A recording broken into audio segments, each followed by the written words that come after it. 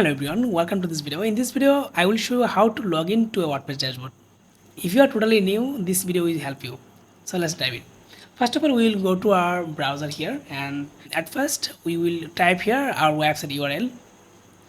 In my case, it is vidyaloy.org, and then we'll put here slash and then wp-admin slash. I will press the enter. Okay, now you can see this interface is login page.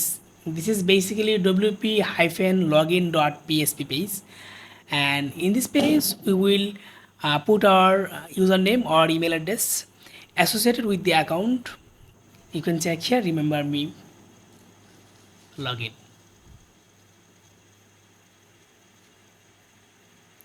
Okay, we are done, and we are now in WordPress dashboard where you can manage everything, like pages, posts, comments, and start building anything you want using this WordPress CMS. Thank you for watching. I hope it helped you. Please consider subscribing and liking. Bye bye.